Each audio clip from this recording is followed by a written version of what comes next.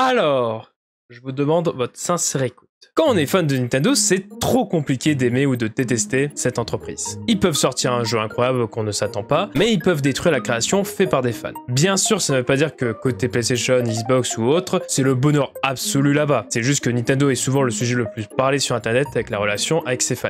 Ce qui peut mener des fois aux haters de dire ce genre de conneries. Et Nintendo, c'est nul à chier comparément à nous. Alors désolé, je préfère attendre 10 ans pour un excellent jeu où je peux jouer un gorille que attendre 10 ans pour juste jouer un portage d'un jeu PS4 alors qu'il y a des gens qui font des émulations pour y jouer. Chacun sa salle d'attente. Mais le point que je voudrais parler, c'est plus entre les fans de Nintendo. On pense tout de suite entre fans que c'est la paix et l'amitié avant tout. Cependant, certains ne sont pas fans à tout ce que Nintendo propose. Je vais vous faire un exemple qui peut avoir pour un fan de Nintendo quand il voit l'annonce d'un Nintendo Direct. Oh quoi? Un Nintendo Direct? Oh punaise, j'ai hâte de ce que Nintendo va nous réserver. Un nouveau jeu Mario 3D où on peut jouer Waluigi, un nouveau jeu Zelda pour plus de lore, et un nouveau jeu Pokémon où on est en Suède. Allez, c'est parti pour 1 heure de direct. Octopath Traveler 0. Mais putain Nintendo, c'est quoi cette merde? Où est mon putain Zelda CD Trilogy Deluxe? Nintendo, vous faites quoi là? Ouais, des fois sur les réseaux sociaux, certains n'aiment pas trop la curiosité sans avoir goûté une seule fois la licence qui est proposée. Parce que pour eux, s'il n'y a pas marqué sur le titre Mario, Zelda ou Pokémon, ils sont en mode Nintendo a oublié Mario. Encore pour des jeux qui sont juste des portages sur la console, ça peut se discuter sur l'intérêt. Mais un jeu fait par Nintendo ou qui s'est fait connaître grâce à eux, c'est un peu insultant sur soi-même et voire possiblement raciste envers d'autres licences. Ce qui a donné possiblement la création de cette animation. Non, je ne mettrai pas d'extrait pour garder une âme family friendly sur cette chaîne. Et le sujet que j'aimerais parler, c'est pour ma licence préférée qui est Kirby, et notamment sur le dernier jeu annoncé. Je ne sais pas pourquoi, mais être fan de Kirby, c'est compliqué. Au Japon et aux US, il y a quand même beaucoup de fans de cette licence. Mais côté en France et possiblement en Europe, c'est assez difficile d'en trouver un. Et si vous êtes des fans de Kirby en regardant cette vidéo, je vous adore.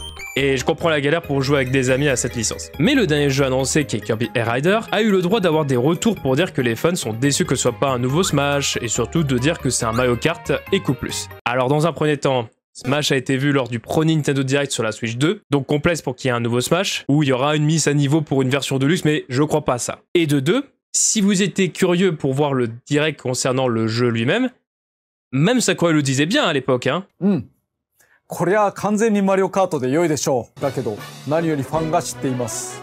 このゲームの訴求点はレースではないと。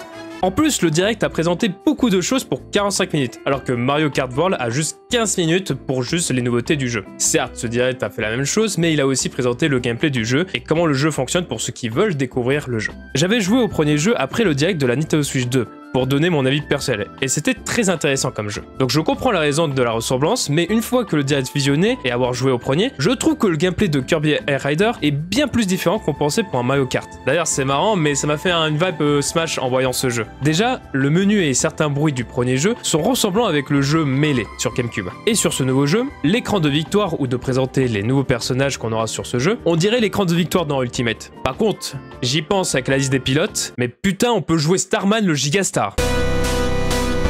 C'est littéralement la vache dans Mario Kart World. Mais du coup, pourquoi je fais cette vidéo? Pour donner envie d'être curieux sur d'autres licences. Parce que comme je l'ai dit, être fan de Kirby et convaincre des amis d'y jouer, c'est compliqué. Mais ceux qui ne veulent pas jouer, ils peuvent essayer d'être curieux, non? Parce que moi-même, je ne suis pas attiré sur d'autres licences connues, mais je respecte ces licences qui proposent un univers, des personnages, des graphismes ou des musiques intéressantes, et qui peuvent me pousser à jouer à ce jeu. De plus, à la sortie du premier jeu, il y a eu des critiques mitigées, et des comparaisons sur d'autres jeux sortis sur GameCube. Il a fallu quelques années plus tard pour qu'il gagne une popularité grâce aux fans, où ils ont pu proposer des tournois et des modes pour le jeu. Alors s'il vous plaît, laissez une chance à Kirby Air Rider d'avoir son retour qu'il mérite. Et en espérant qu'il pourra convaincre quelques fans de Nintendo de comprendre pourquoi ce jeu est intéressant et d'aimer aussi Kirby. Voilà, parce que Theorycraft, Kirby Air Rider, il va mener à faire Super Smash Bros Racing. Je le colle. Hein. Bref, merci d'avoir regardé cette vidéo.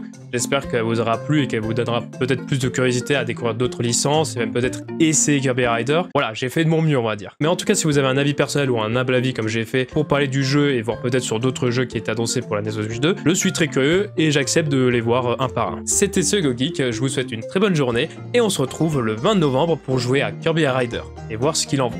Allez, salut! Cette radio, Starman!